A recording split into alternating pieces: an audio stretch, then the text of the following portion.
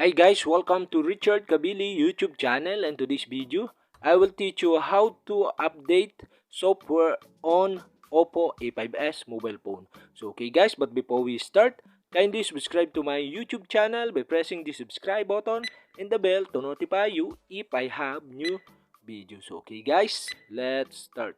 So okay guys, you only have to do is go to setting in your Oppo A5s mobile phone. Okay guys, share and settings. Okay, scroll down and find the software update. Okay, you only have to do is click software update. And okay guys, share and software update. Okay, my new version of Color OS is downloaded completely. So okay, and okay guys, to update my new version of software, you only have to do is select or click the update now button. So okay guys, but before to proceed to update my new version of OS, okay, you all have to do is click the gear icon of the upper right side on your screen so you can update the new version automatically. So okay, you all have to do is go to gear icon on the upper right side on your screen. And okay guys, here okay, you can see the auto update overnight. You can turn on the auto update overnight by switching the switch button.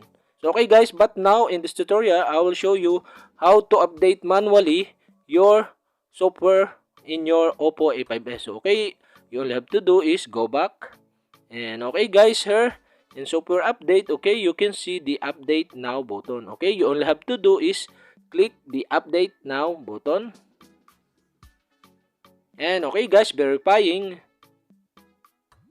And okay guys, your Oppo A5s is automatically turned off. And okay guys, make sure your Oppo A5s, the battery is full. And okay guys, updating. Okay, please wait. Please don't do any other operation on your Oppo A5s mobile phone. So okay, so estimated time remaining is 3 minutes. So okay guys, we have wait 3 minutes to update the Oppo A5s software in your mobile phone. So okay guys, just wait a couple of minutes.